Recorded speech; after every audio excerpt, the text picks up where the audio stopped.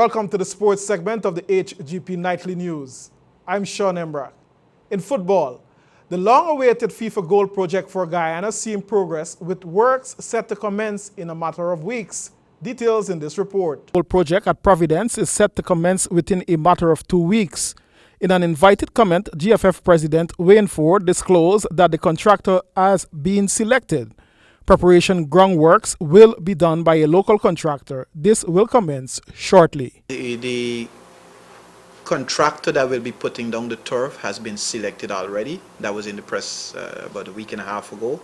The only aspect of the process that is left to be completed is the retainance of the contractor from Guyana to do the sub work, the sub-base preparation, which would be the excavation, sand filling, and all the preparatory work before the guy comes in and lay the turf.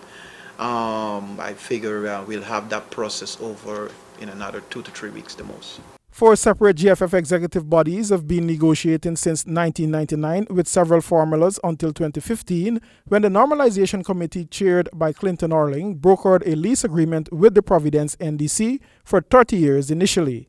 The new executive committee of the GFF led by Wayne Ford took up where the NC left off, and Guyana, football and the GFF is within weeks of seeing the commencement of construction of a facility for football in Guyana.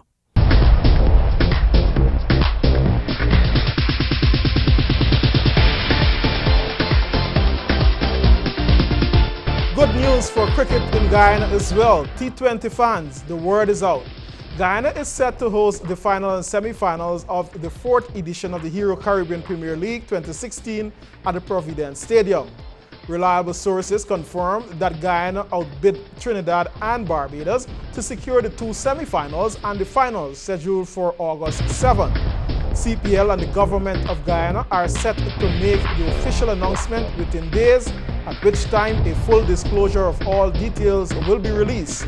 It will be the first time that the finals will be hosted in Guyana, as the 3 previous finals took place in Trinidad and Tobago twice and once in St. Kitts and Nevis last year.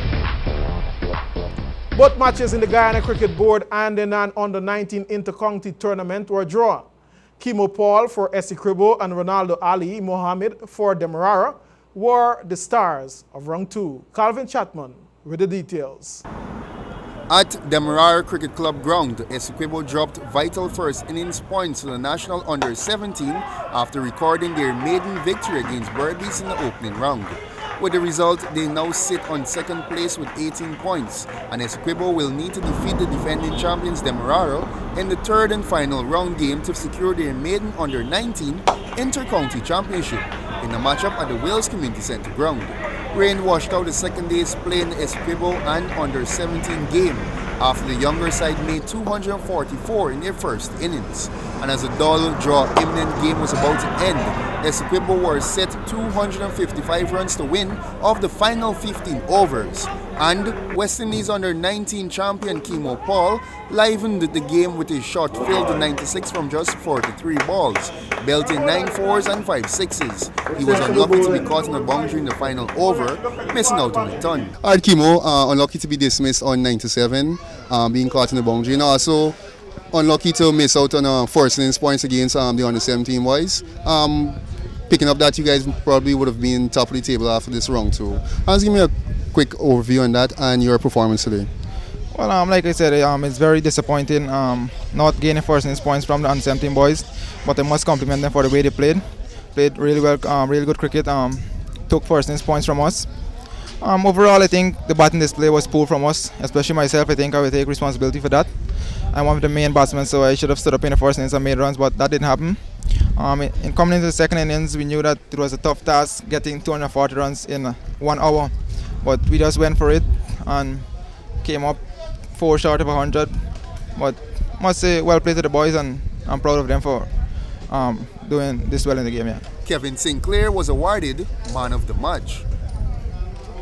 We tell you now that the Guyana Squash Association, GSA, in collaboration with its corporate sponsor, Digicel, is holding its 3rd tournament for 2016, the Ansel McCall Lucozade Handicap Squash Tournament at the Georgetown Club Court. Opening round matches commence on Tuesday evening in both categories, and the tournament runs until Saturday evening. There were several close and exciting matches, with one major upset in Category A when Bio Finance 12 defeated Demetrius Diabru 15-10, 12-15, and 15-6. Matches continue daily at 6 p.m. until the finals on Saturday, April 23. And that concludes our sportscast. Now for a look at your weather forecast. Thanks for staying tuned.